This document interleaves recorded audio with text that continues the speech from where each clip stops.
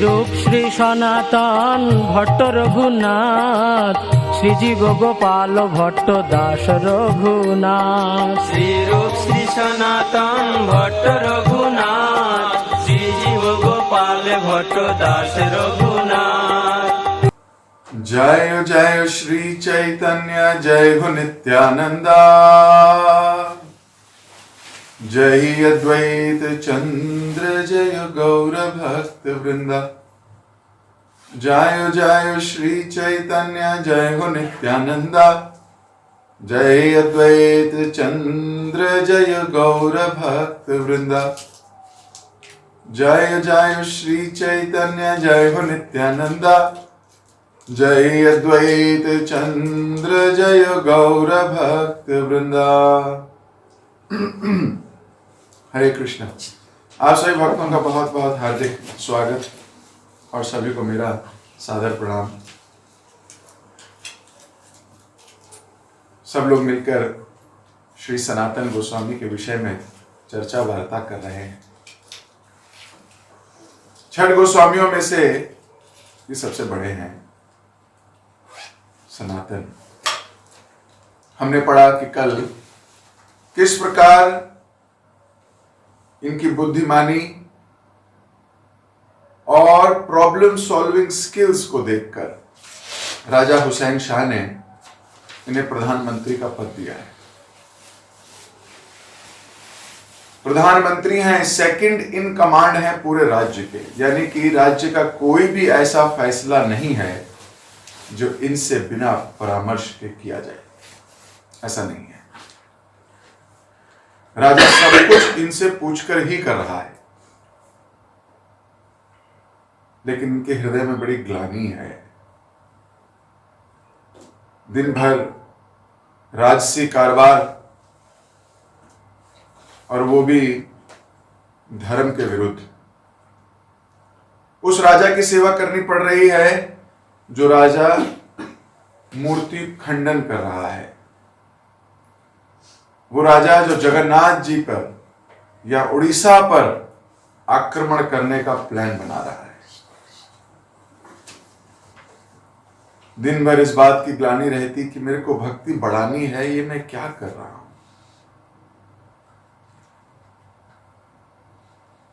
शरणागति में एक प्रिंसिपल है, कृष्ण के जो अनुकूल है, जब भक्ति के जो अनुकूल है उसे करो, और जो प्रतिकूल है उसको त्याग दो। जो भक्ति को रोक रहा है, जो कृष्ण की तरफ बढ़ने में हमें प्रॉब्लम क्रिएट कर रहा है, ऑब्स्टेकल है, उसके साइड से निकल जाओ। तो यहां पर इन्होंने बड़ी आत्मग्लानि होने लगी दोनों भाइयों को कि हम कर क्या रहे हैं। रूप और अनुपम तो पहले ही चले गए। प्लान बनाया, पिछली क्लास में हमने पढ़ा था, सुना था, और इन्होंने सिक लीव ले ली, और सिक लीव लेकर घर बैठकर साधु वैष्णवों के साथ धर्म की चर्चा करने लगे। राजा ने राजवैद भेजा था। कल राजवैद आ गया था, नाड़ी देख ली थी और कह दिया था अरे कुछ भी नहीं है, ड्रामा है। राजा स्वयं इस बात पर नाराज होकर उनसे मिलने गया, और बोलते हुए, भ्रिकुटी तनाते हुए बोलता है, सनातन तुम जानते नहीं हो देश पर समस्या आ गई है। क्या समस्या है? खुद बनाई हुई समस्या है। उड़ीसा पर युद्ध करने को कहा किसने तेरे को? खुद ही समस्या बनाता है व्यक्ति और फिर बोलता है बहुत समस्या आ गई है। खैर, तुम जानते नहीं हो राज्य को भी तुम्हारी जरूरत है। बीमारी का बहाना करना राज विद्रोह है, छोड़ो पागलपन। भक्ति लोगों को पागलपन ही लगती है। ये संसारी लोग ये सोचते हैं जो भक्ति कर रहा है क्या माला लेके घूमते रहते हैं, पागल लोग हैं, ऐसे बोलते हैं लोग। मुझे पता है, मुझे विश्वास है आप लोगों के साथ ऐसा हुआ होगा। नहीं हुआ होगा तो होगा, एक भी भक्त नहीं जो इससे बचा हो। कोई ना कोई जरूर मिलके कहता है इतना पागल नहीं होना चाहिए। भक्ति हम भी करते हैं, हम भी घर में बैठ के आराम से भगवान की साधना इत्यादि करते हैं, पूजा करते हैं, हम भी तो भक्त हैं। ये तुम कौन से अनोखे भक्त हो, गले में टांग के घूमते हो माला, अरे तिलक इतना बड़ा लगाते हो दुनिया को दिखाने के लिए कि हम भक्त हैं। हमारे को देखो, हम भी तो भक्त हैं।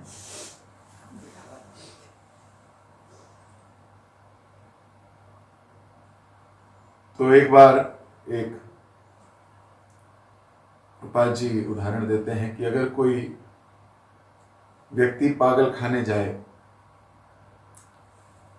तो पागल खाने में जो पागल होता है वो कभी अपने को पागल नहीं कहता, वो डॉक्टर को देख के कहता है पागलों का सरदार आ गया, है कि नहीं? वो स्वयं पागल है, लेकिन जब वो डॉक्टर को देखता है तो बोलता है पागलों का सरदार आ गया, यही पागल है। फर्क इतना है कि जो पागल है वो डॉक्टर को पागल सोचता है, और जो डॉक्टर है उसको पता है कि ये पागल है।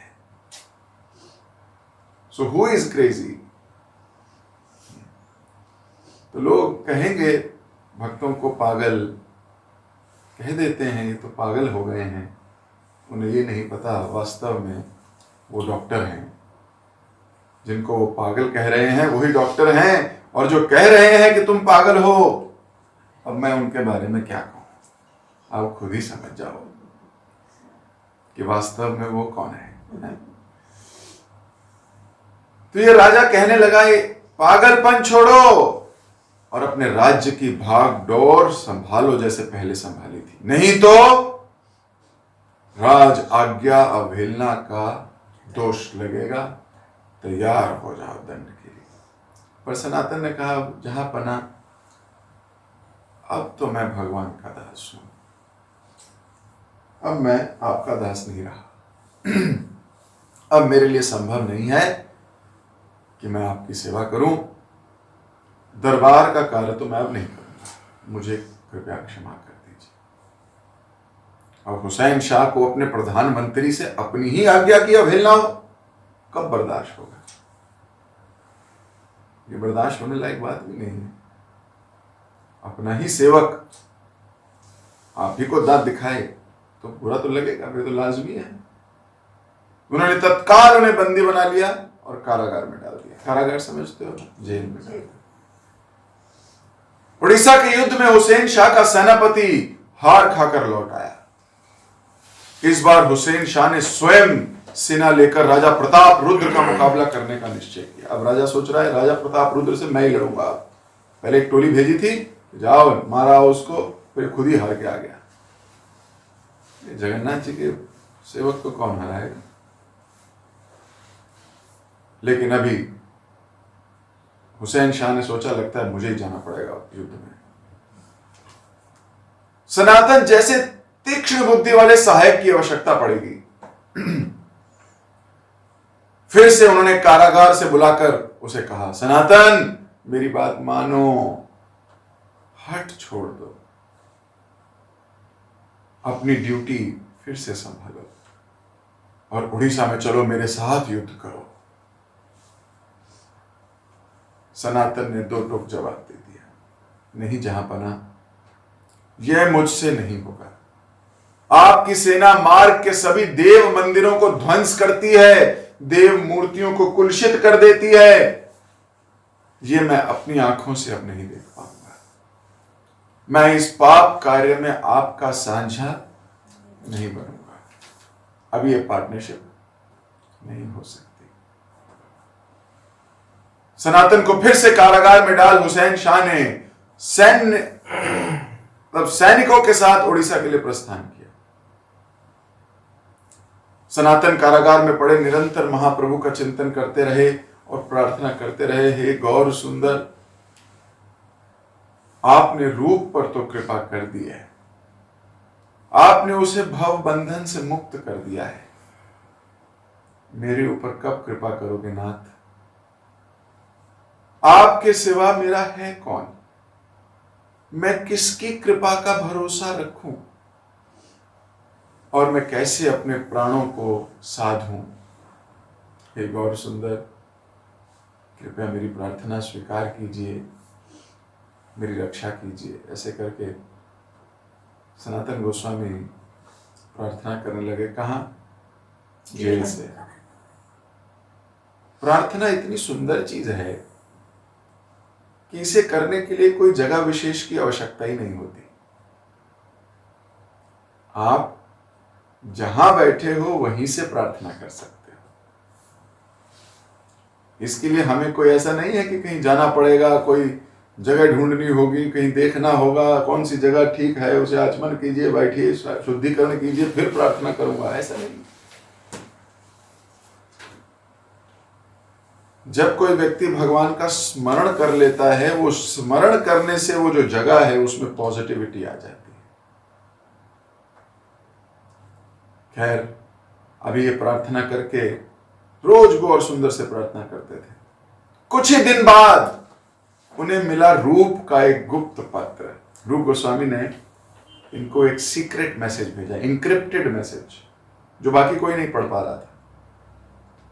सांकेतिक भाषा में उसमें लिखा था, साइन लैंग्वेज में, कि महाप्रभु ने वृंदावन की यात्रा आरंभ कर दिया है। मैं और वल्लभ यानी अनुपम, हम दोनों वृंदावन जा रहे हैं। अमुक बनिए के पास 10,000 स्वर्ण मुद्राएं छोड़े जा रहे हैं। आप उन्हें काराध्यक्ष को उत्कोच में देकर कारागार से मुक्ति पाने का उपाय करें और शीघ्र वृंदावन चले आए। चैतन्य चरितामृत में इसका वर्णन आता है कि 10,000 सोने की मुद्राएं, रूप गोस्वामी की भी बुद्धिमानी है। रूप गोस्वामी ने क्या किया, एक बनिए के यहां 10,000 मुद्राएं छोड़ी हुई हैं कि सनातन भैया आपको जरूरत पड़ेगी, आप उसको यूज कर लेना। और फिर बता भी रहे हैं कैसे यूज करो। उत्कोच, ब्राइब दो। ब्राइब मतलब रिश्वत। रिश्वत दो किसको? जो वहां का प्रमुख है, जेलर। जेलर को थोड़ी घूस खिलाओ और बाहर आ जाओ। आप कहोगे, सोचो, रूप गोस्वामी ऐसी सलाह देते हैं। एक भक्त होकर घूस खिलाने की सलाह दी जा रही है। बड़े प्रिंसिपल के लिए छोटा प्रिंसिपल तोड़ा जाता है। सनातन अगर कारागार में रह गए, जिसको भगवान ने कहा है तुम मेरे निज शरीर हो, तुम मेरी संपत्ति हो, तुम्हारे शरीर से मुझे बहुत कुछ कराना है। अब जिसके शरीर से बहुत कुछ कराना है उसको क्या जेल में चक्की पिसवानी है? अरे उसके शरीर से तो बहुत कुछ कार्य होना बाकी है। अभी कई धर्म शास्त्र लिखेंगे। अभी विनम्रता की, दीनता की प्रतिमूर्ति है सनातन गोस्वामी। पूरे जग को अपनी दैन्यता का संदेश देना है।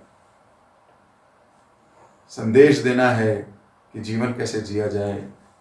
संदेश देना है कि महाप्रभु की आज्ञा के आगे अपनी इच्छाओं को, अपनी आज्ञाओं को, अपने जीवन के चरित्र को कैसे मोड़ा जाए। संदेश देना है कि भक्ति मार्ग कैसा होगा। अभी तो मदन मोहन जी के विग्रहों को भी आगमन पे लाना है। अभी तो राधा मदन मोहन मंदिर बनाना है। इतने सारे कार्य भगवान को कराने हैं सनातन गोस्वामी से, तो क्या जेल में ही बैठे रहते? पॉसिबल नहीं। भगवान की योजना है। तो कभी कभी ऐसे कार्य करने लग पड़ते हैं जो सामाजिक दृष्टिकोण से बहुत सही नहीं दिखते, जो सामाजिक दृष्टिकोण से सही नहीं है। कभी कभी ऐसे कार्य करने पड़ते हैं, लेकिन उसके पीछे उद्देश्य कुछ बहुत गहरा और बहुत बड़ा होता है।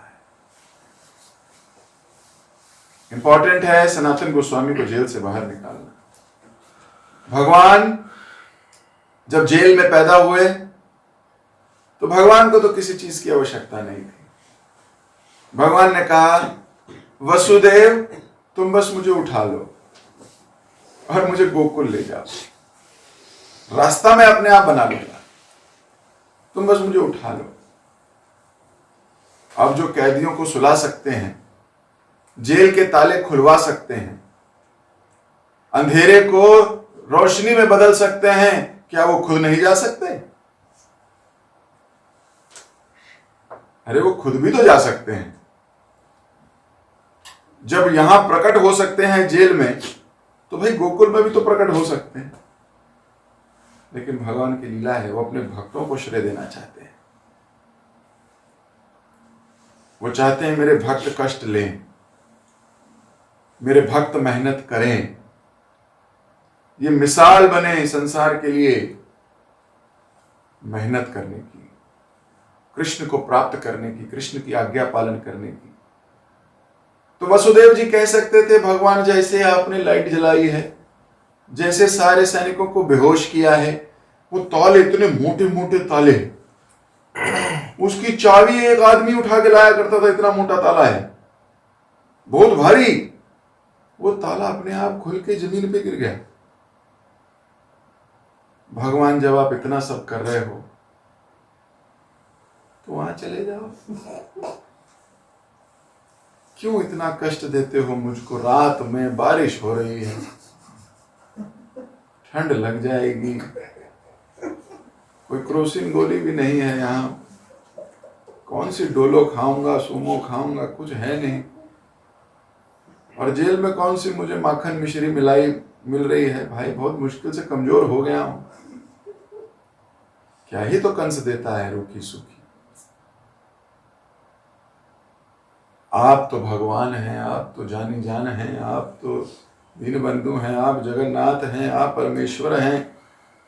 सुनो, खुद ही कर लो ना, खुद ही चले जाओ ना। अच्छा, ये मेरी प्रार्थना ही समझ लो, मुझे कष्ट मत दो। वसुदेव कह सकते थे, मुझे कष्ट मत दो। भगवान आपने कहाँ फंसा दिया?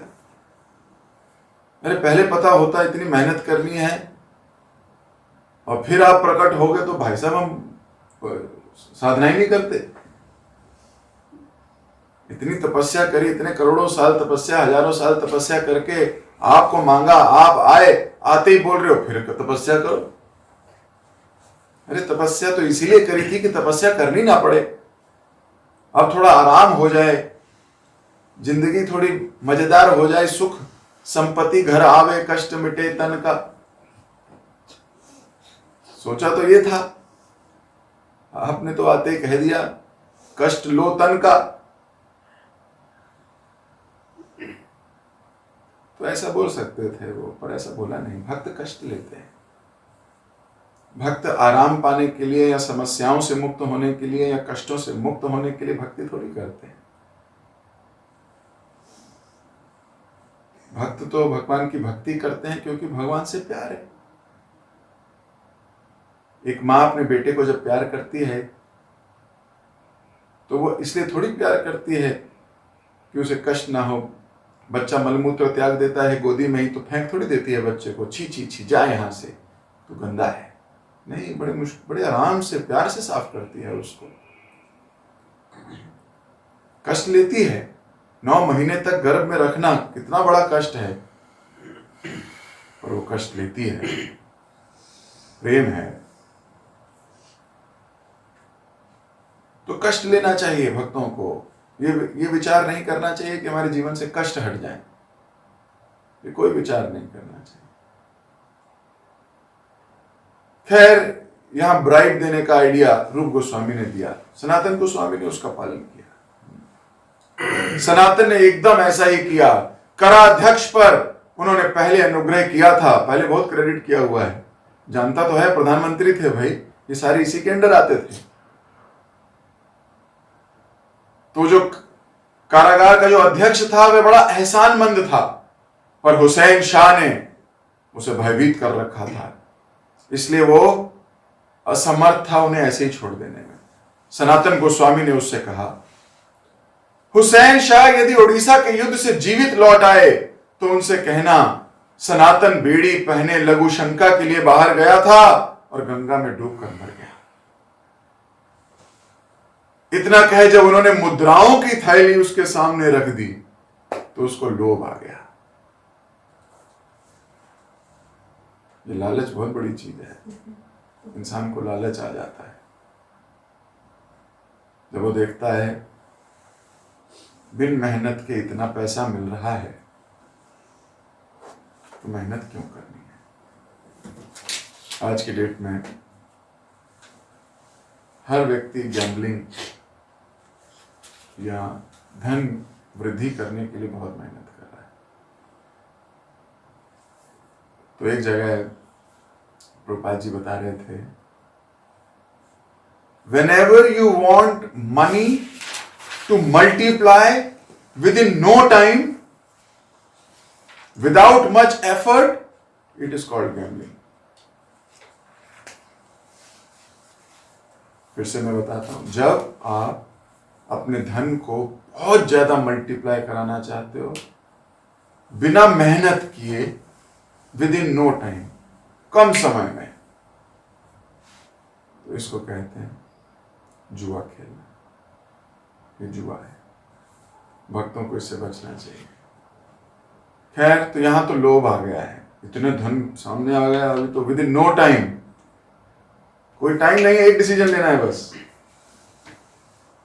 और आइडिया भी दे रहे हैं सनातन गोस्वामी कि मान लो जीवित आ गया, वैसे आएगा नहीं, उसको होप दे रहे हैं। बोले मान लो ये जीवित आ गया तो बोल देना लघु शंका के बहाने गया था और गंगा में डूब गया, मर गया, क्योंकि मैं अब वापस यहां कभी आने वाला नहीं। तो अगर मरा हुआ भी घोषित कर दोगे तो मेरे को कभी वो देख पाएगा नहीं, तो मरा ही रह जाऊंगा। और फिर इतना ही नहीं कहा, साथ में सोने की 10,000 मुद्राएं दिखा दी। अध्यक्ष ने स्वयं बेड़ी काटी और स्वयं गंगा के पार तक पहुंचा दिया। बोला भाई साहब please be my guest, I agree. Chaitanya Charitamrita में इसका वर्णन है कि किस प्रकार गंगा के पार पहुंचा दिया। सनातन गोस्वामी ने दरवेश का भेष बनाया। दरवेश समझते हो? जो पानी फकीर और सिद्ध फकीर जो होते हैं, दरवेश बड़ा सा चोला पहन के, भिखारी, और अपने पुराने सेवक ईशान को साथ लेकर चल पड़े वृंदावन की ओर। उन्हें हुसैन शाह के सिपाहियों द्वारा पकड़े जाने का भय था, इसलिए राजपथ से जाना ठीक नहीं समझा। दूसरा मार्ग था पातड़ा पर्वत होकर जो जाता था, जो बहुत कठिन और विपत्ति भरा था। उन्होंने पर उसी मार्ग से जाने का निश्चय किया। सनातन को आज मुक्ति मिली है। हुसैन शाह के बंदी खाने से, केवल बंदी खाने से ही नहीं, माया के जटिल बंधनों से भी। उस मुक्ति के लिए ऐसी कौन सी कीमत है जिसे देने को वो प्रस्तुत नहीं थे। जिस भी कीमत में भक्ति मिले उस कीमत में उसे स्वीकार करना चाहिए। अगर कोई व्यक्ति सोचे कि बिना कीमत दिए मुझे भक्ति मिल जाएगी, तो ऐसा है नहीं। कुछ तो कीमत चुकानी पड़ेगी। आलस की कीमत, अपनी पर्सनल इच्छाओं की कीमत, अपने मोटिव्स की कीमत, ये कीमत चुकानी पड़ेगी, ये तो राशि देनी पड़ेगी आपको। इसलिए धन संपत्ति, स्वजन परिजन, राजपद, मान मर्यादा, सबको तृणावत त्याग कर आज वे चल पड़े हैं दीनहीन दरवेश के भेष में। पातड़ा पर्वत के ऊबड़ खाबड़ कंकड़ भरे निर्जन पथ पर दिन रात लगातार चलते चलते वे पर्वत के निकट एक भुइया की जमींदारी में आ पहुंचे। उसने उनका बड़ा आदर सत्कार किया और कहा, आप लोग थके होंगे, रात्रि में यही भोजन कीजिए, विश्राम कीजिए, सवेरे मेरे आदमी आपको पर्वत पार करा देंगे। 2 दिन के उपवास से सनातन ने नदी में स्नान किया, रंधन किया और भोजन पकाया। पर उन्हें भुइया द्वारा किए गए आदर सत्कार से कुछ संदेह हो गया। बोले ये इतना मुझे आदर क्यों कर रहा है, मुझे जानता भी नहीं है, पहचानता भी नहीं है। The nicer the man seems to be, twice more alert you should become.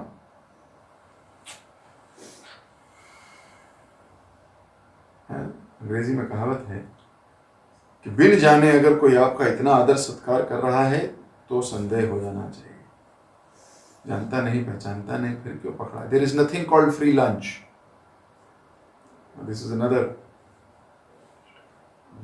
कहावत, there is nothing called free lunch. कोई फ्री में कुछ नहीं देता, उसे कुछ चाहिए। खासतौर पे संसारी लोगों की बात की जाएगी। भक्त तो he gives you everything। उन्होंने सुन रखा था कि उस स्थान के भूया पर्यटकों का बड़ा आदर सत्कार करते हैं, उन्हें अपने पास ठहरने को स्थान तो देते हैं, रात्रि में सब कुछ लूट कर उनकी हत्या कर देते हैं। लेकिन सनातन के पास तो लूटे जाने के लिए कुछ था नहीं, और उन्हें ईशान का कुछ पता नहीं था। तो इंसान अपना तो पता करता है, बाकियों का पता नहीं। तो उसने ईशान से पूछा, तेरे पास कुछ है? तो ईशान ने कहा, मेरे पास 7 अशर्फियां हैं। 7 अशर्फियां? अरे मैंने तुझे साथ लिया था वैराग्य पथ पर अपना साथी जानकर, पर तूने मुझे धोखा दिया है, धिक्कार है तुझे। यह कहकर सनातन ने ईशान की भर्त्सना की। याद रखो, जब कभी सेवक और स्वामी साथ हों, स्वामी का मूड हमेशा श्रेयोधर होना चाहिए। अगर आपका मूड स्वामी के मूड से मैच नहीं खाता तो हमेशा डांट खाओगे।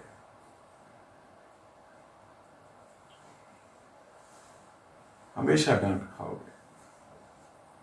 सनातन गोस्वामी अभी वैराग्य मूर्ति हैं, वैराग का मूड है, तो सेवक का भी मूड क्या होना चाहिए? वैराग का। सेवक को उस वक्त ये नहीं सोचना चाहिए कि इनका तो अपना चलता रहेगा, मैं अपना चलाता रहूंगा।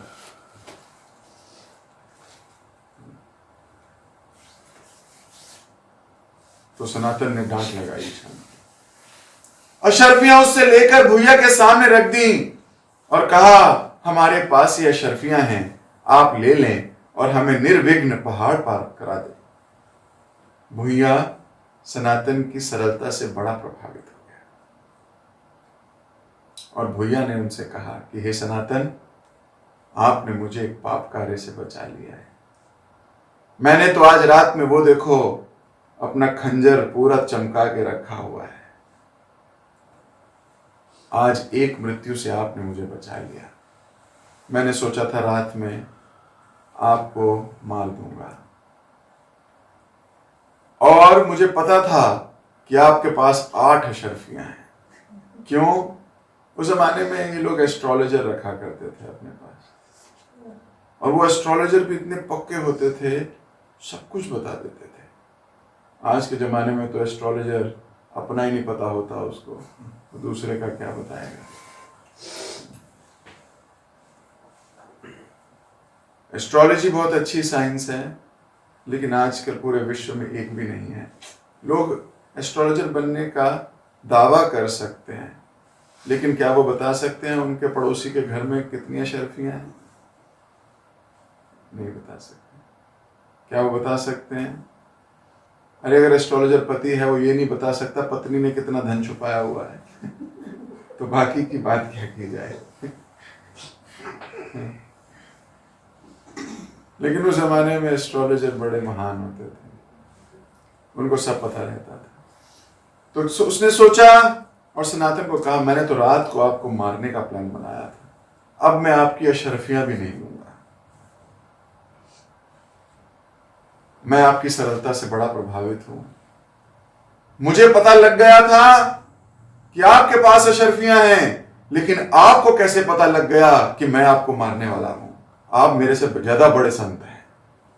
मेरे पास तो एस्ट्रोलॉजर है, पर आपके पास दिव्य दृष्टि। इसलिए मैं आपसे कोई अशर्फियां नहीं लूंगा। और आग्रह करते हुए अशर्फियां वापस कर दी। सनातन ने उनसे कहा कि देखो भैया,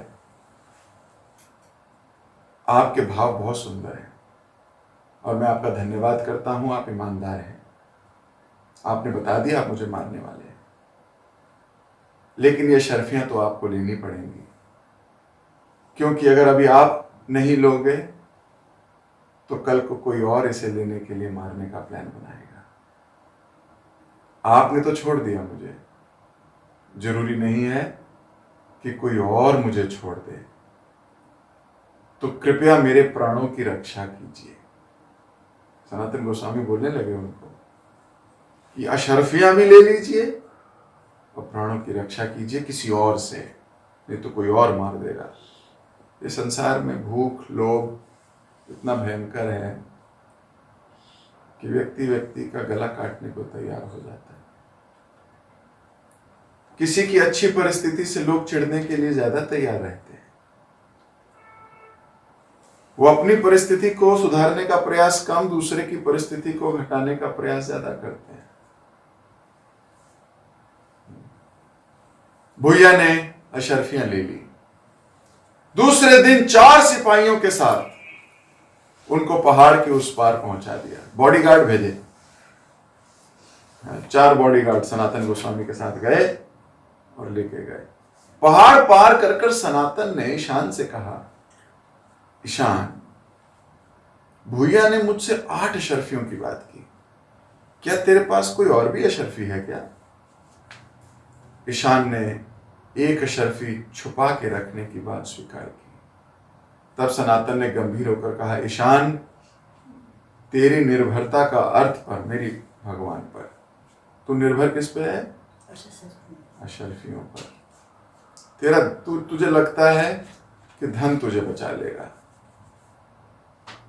इसलिए तेरी निर्भर है तू किस पर? अर्थ पर। तू निर्भर है पैसे पर, मैं निर्भर हूं भगवान पर। मैंने जिस बात का अंगीकार किया है तू अभी उसका अधिकारी नहीं है, इसलिए शेष ये अशर्फी मैं तुझे ही देता हूं, घर लौट जा। इस मार्ग पर, जिस मार्ग पर सनातन गोस्वामी चल पड़े थे, उस मार्ग पर अपना सोचने वाले की कोई जगह नहीं है। जो अपना अपना सोचेगा उसके लिए अभी सनातन गोस्वामी के पास कोई जगह नहीं है। सनातन गोस्वामी ने कहा, मैं तो पूरी तरह भगवान पर निर्भर होकर चल पड़ा हूं, और तू पैसे पे। तो जब तक हमारी फुल फेथ नहीं होगा कृष्ण पर, और फेथ होगा संसार की रिसोर्सेज पर, धन पर, ताकत पर, तो भगवान किसी दिन द्रौपदी की तरह खड़ा कर देंगे।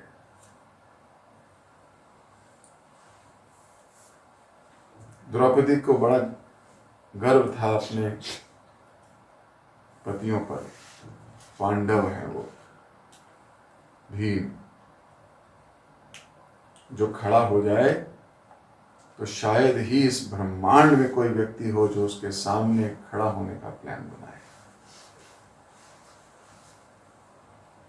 अर्जुन, वो अगर धनुष उठा ले तो मजाल है कि कोई और उसका प्रतिद्वंदी हो सके। युधिष्ठिर, वो जब बात करने लगे तो किसी में हिम्मत नहीं उनकी बात काट सके।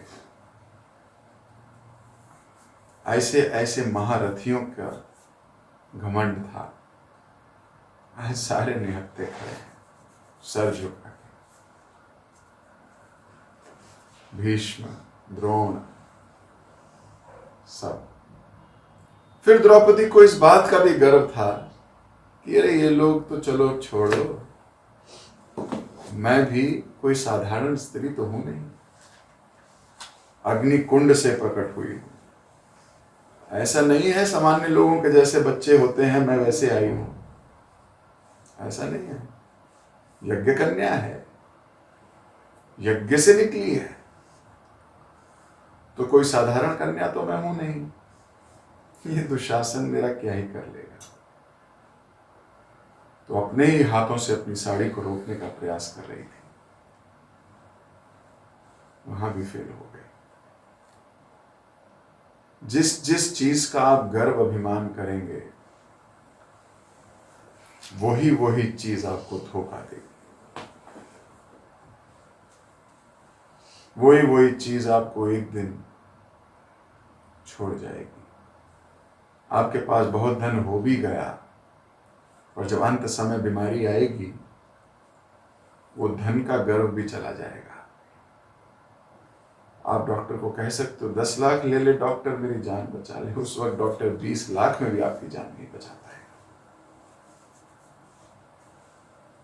तो जिस धन पे इतना गर्व है, वो धन भी आपको वहीं छोड़ देगा। जिस शरीर पर इतना गर्व है, वो शरीर भी आपको छोड़ देगा। सांस लेने का प्रयास करोगे, सांस आएगी नहीं।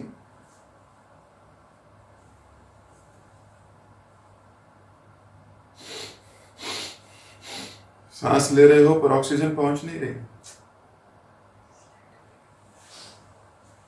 जिस जिस चीज पर व्यक्ति को गर्व है, हर एक चीज उसको अंत में धोखा देगी, हर एक चीज।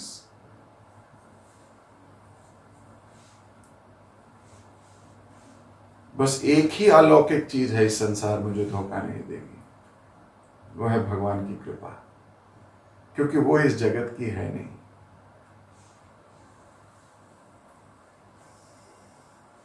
केवल यही धन है जो आपके काम आ सकता है। गोलोकेरा प्रेमा धन, हरि नाम संकीर्तन, केवल ये हमें काम आ सकता है, ये हमें हेल्प कर सकता है, ये हमारी सहायता में कभी हमारे को नहीं छोड़ेगा। अन्यथा आप जितनी योजनाएं बना रहे हो, जितने प्लान बना रहे हो, जितनी मेहनत कर रहे हो, ये सब आपको एक दिन धोखा दे जाएगी। अगर इस बात पर विश्वास हो जाए, अगर इस बात पर दृढ़ता से हमें समझ में आ जाए, तो हमारी भक्ति का स्तर बहुत ऊंचा हो जाए। तो सनातन गोस्वामी ने कहा, ईशान तू मेरे साथ जाना तो चाहता है, लेकिन अभी तेरा वो भाव है नहीं, अभी तो इसका अधिकारी नहीं है, इसलिए तू चला जा। तो जब कोई भक्ति में श्रेष्ठता अर्जित नहीं करता, वो एक स्टेज तक तो आपके साथ जा सकता है, लेकिन उस स्टेज के आगे आप जा नहीं पाओगे, क्योंकि आपकी भक्ति में डेप्थ ही नहीं है, आपकी भक्ति में गहराई नहीं होगी। आप उस स्टेज तक आपको रोक दिया जाएगा और बोला जाएगा बस अब आप मेरे साथ आगे नहीं जा सकते, क्योंकि आप समझ नहीं पाओगे। अभी तो शुरुआत हुई है, ये तो पहले ही स्टेज में गायब हो गया। आगे तो इन्होंने बहुत वैराग्य की स्थापना करनी है सनातन गोस्वामी ने, आगे तो बहुत दीनता का परिवेश आने वाला है। ईशान के बस की बात नहीं है, अभी उसको बहुत जन्म लेने होंगे वहां तक पहुंचने के लिए। इसलिए भक्ति की गहराई में जब कोई जाता है, तो वही साथ रह सकता है जो उस मूड को जान, जिसकी फिलॉसफी क्लियर है, जिसका सिद्धांत क्लियर है, और जो उस सिद्धांत के साथ जीने के लिए भी रेडी है। नहीं तो केवल पहाड़ पार कर पाओगे पहला। ईशान केवल एक ही पहाड़ पार कर पाया सनातन गोस्वामी के साथ। अभी तो पहला ही पहाड़ आया है, लेकिन बाकी के पहाड़ पार नहीं कर पाया। क्यों? डेप्थ नहीं है। इसलिए भक्ति में हमें आगे बढ़ना है तो श्रवण करना होगा, बहुत श्रवण करना होगा। भक्ति की फिलॉसफी को बहुत गहरा अपने हृदय में उतारना होगा, डिबेट करनी होगी, डिस्कशंस करने होंगे, वार्तालाप करनी होंगी, डाउट्स को हटाने होंगे, एकदम से डाउट को उखाड़ के फेंक देना होगा। तब जाके हम ऐसे आने वाले कई पहाड़ पार कर पाएंगे। तो भगवान से प्रार्थना करता हुआ, सनातन गोस्वामी के चरणों पर वंदना करता हुआ मैं अभी अपनी वाणी को यहीं विराम दे रहा हूं। भक्ति मार्ग पे बहुत पहाड़ हैं, बहुत दुविधाएं हैं, बहुत समस्याएं हैं, लेकिन विवेक से, कृपा से व्यक्ति अगर भगवत भक्तों के चरणों में लगा रहे आज्ञा पालन करने में, तो इन सब चीज़ों को बड़ी सरलता से पार कर सकता है।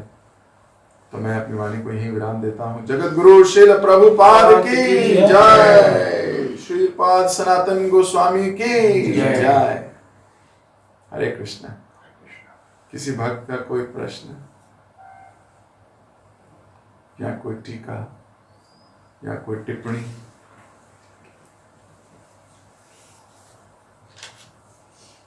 ये समझ में आ जाना चाहिए कि अगर हमने अपनी गहराई नहीं बढ़ाई तो एक स्टेज पर रुक जाएंगे और हो सकता है निकाल दिए जाएं।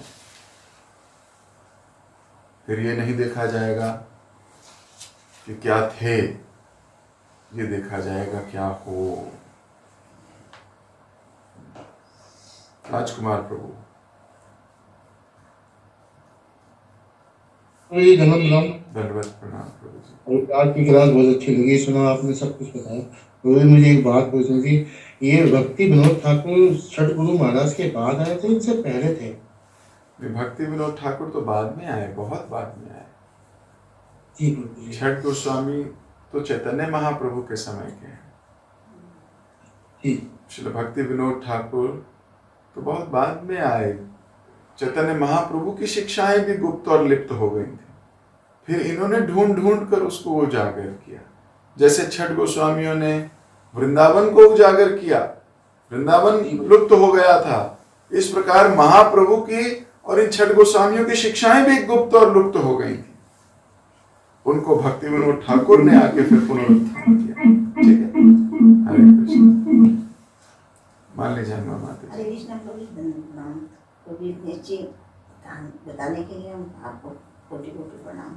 कभी मेरे मन में एक शंका हो रही है कि कैसे भगवान से इतना प्रेम किया जाए कि हमें अपने उसकी धारणा, हम सोचते हैं इमरजेंसी के लिए, मन में ही आता है कि इमरजेंसी आएगी तो हम उसका यूज कर लेंगे। लेकिन ये भाव हमारे अंदर कब आएंगे, जैसे कि इमरजेंसी आए ना आए, हम तो भगवान के चरणों में उनकी कृपा मांग रहे हैं, ये भाव नहीं आ पा रहे हैं, ये किस कारण आएंगे? बहुत सुंदर प्रश्न है।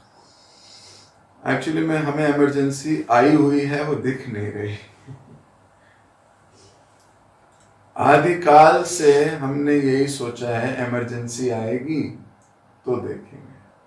हर शरीर जो छोड़ा है आपने, वो किसी न किसी इमरजेंसी में छोड़ा है, पर पता नहीं था कि इमरजेंसी आ गई। किसके जीवन में इमरजेंसी चिट्ठी लिख के आती है? कि केवल परीक्षित महाराज के जीवन में आई 7 दिन। अब उन्होंने उस इमरजेंसी में क्या किया? और धन बटोर दिया, सारा धन छोड़ गए, बोले इमरजेंसी आने वाली है, सारे धन को अपने बच्चों में बांटा, बोला जो तुम करो राज्य, चलाना चलाओ, नहीं चलाना ना चलाओ, मैं चला। तो इमरजेंसी में छोड़ना है और हम इमरजेंसी के लिए जोड़ रहे हैं। ऐसे भाव नहीं आ पाते क्यों? भगवान पे अभी विश्वास नहीं। जब भगवान पे पूर्ण विश्वास हो जाएगा तो ये भाव नहीं आएंगे। ऐसा मैं बोल रहा हूं क्योंकि शास्त्र कह रहा है, अभी मुझे भी नहीं है, लेकिन हमारे शास्त्र कह रहे हैं तो भाव तो उचित यही है, भाव तो उचित यही है। तो एक दिन पहुंचेंगे माता जी उस भाव तक भी। बार बार ऐसे भक्तों की जीवनियां सुनेंगे तो फिर ऐसे प्रश्न भी होंगे अपने आप से कि मेरा भगवान पे ऐसा फेथ क्यों नहीं है जैसे सनातन का है, ये फेथ क्यों नहीं है। फिर गुरु आज्ञा पालन करेंगे। देखो सनातन ने गुरु आज्ञा पालन कर रहे हैं, हम अगर गुरु आज्ञा पालन कर रहे हैं फिर कोई समस्या नहीं है। इट इज अबाउट आज्ञा। ऐसे कई भक्त हैं जिन्होंने अपने जीवन के सारे कर्म फलों को भगवान की सेवा में लगाया हुआ, उनकी भी आवश्यकता है। लेकिन अपनी कॉन्शियसनेस प्योर कीजिए। प्योर कॉन्शियसनेस मतलब कृष्ण एक शरणम, भगवान हमारे एकमात्र, हम उन्हीं की शरण में हैं। लेकिन हमारे जन्म में, हमारे मन में अभी धन एक शरणम, और कृष्ण बीच बीच में जगह बना रहे हैं। हमारी मेन श्रद्धा धन पर हो जाती है, इसलिए हमारा मेन अटैचमेंट धन के साथ है। कोई कृष्ण को ले ले तो हम इतना नहीं रोते, और कोई धन ले ले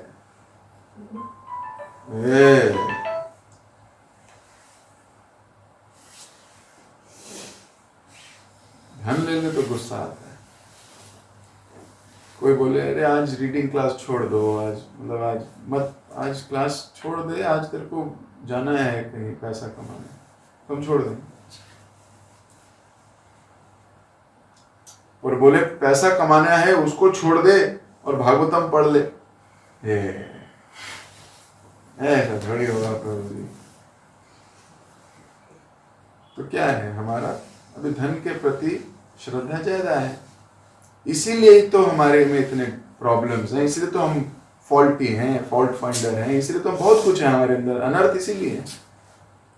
लेकिन धीरे धीरे जब भगवान पे श्रद्धा बढ़ जाएगी तो बाकी चीजों पे श्रद्धा घट जाएगी।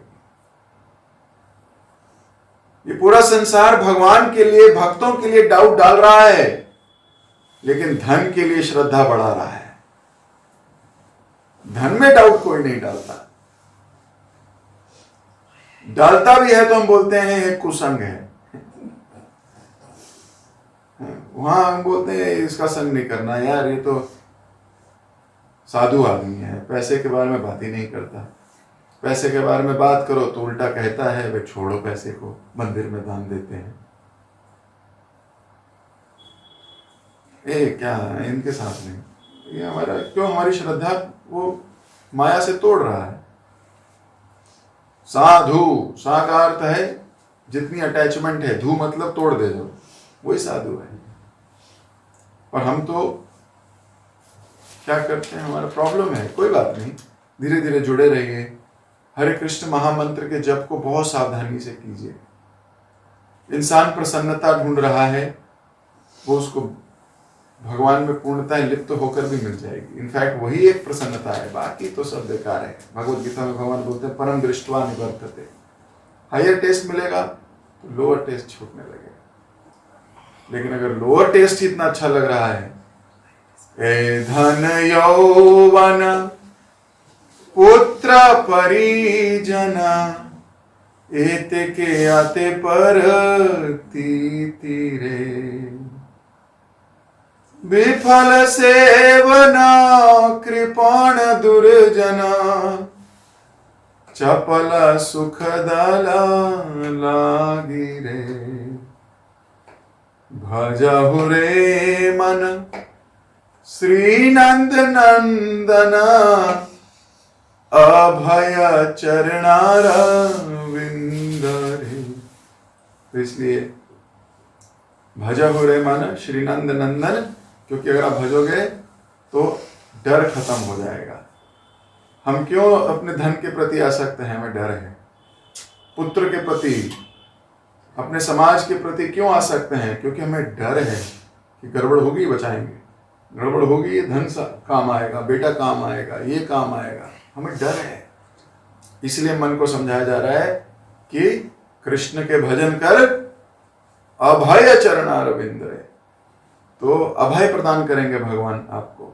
और अगर आप अभय हो गए फिर किस बात का डर, ठीक है।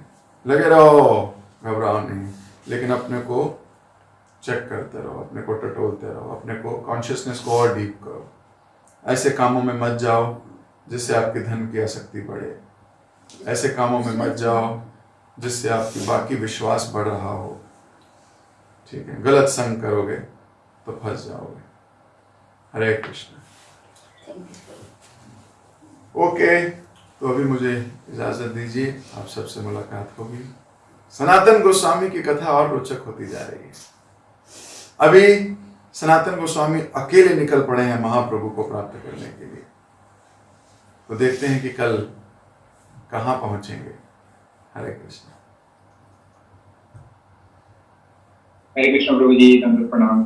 थैंक यू सो मच प्रभु जी, बहुत ही सुंदर क्लास के लिए। आज आपने हमें बताया कि सनातन गोस्वामी अपनी बुद्धिमानी से और भगवान की कृपा से कैसे कैसे वो जेल से भी छूटे और भैया की हाथ से भी छूटे। तो आज की क्लास में हमने ये सीखा, स्टार्टिंग में आप बता रहे थे कि शरणागति के एक लक्षण बताया कि भक्ति की अनुकूल चीज को हमें करना है और भक्ति की जो प्रतिकूल चीज है उसको हमें त्यागना है। और आपने बताया व्यक्ति खुद प्रॉब्लम को बनाता है, वो अपनी कर्म से उसको बनाते हैं, फिर उसको सॉल्व करने के लिए लग जाते हैं। जैसे हुसैन शाह ने पहले आक्रमण किया और प्रॉब्लम क्रिएट किया, फिर उसको लड़ने के लिए जाए। और आपने ये बताया कि प्रार्थना के बारे में बताया कि प्रार्थना कहीं से भी किया जा सकता है, पर भक्त जहाँ पर प्रार्थना करते हैं वो जगह भी बहुत पवित्र हो जाती है। और आपने बताया कि भगवान के पास सारे शक्ति है, वो कुछ भी कर सकते हैं, फिर भी वो भक्तों के द्वारा कुछ कार्य कराते हैं। एक्चुअली में वो भक्त को श्रेय देना। तो इसको आपने हमें कृष्ण के जो जेल में आए थे, प्रकट हुए थे और वासुदेव से जो कार्य कराया, तो भक्त भी कष्ट लेते हैं और ये नहीं सोचते हैं कि मतलब भगवान सब कुछ वो कर रहे हैं, वो श्रेय नहीं लेना चाहते हैं। और आपने लालच के बारे में भी बताया, लालच कुछ भी करा सकता है।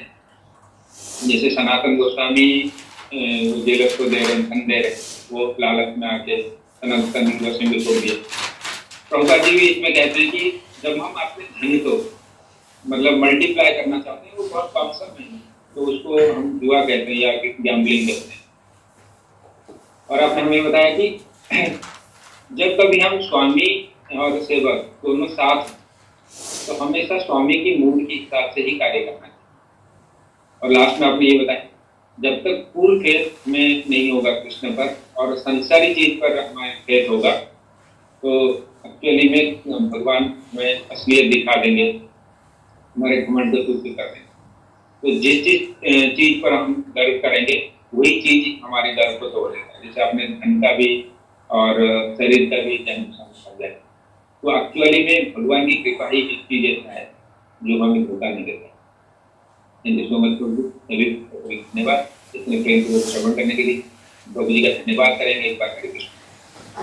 हरे कृष्णा कृष्णा कृष्णा हरे हरे, हरे राम हरे Ram. Thank you so much. Recording stopped. Hare Krishna.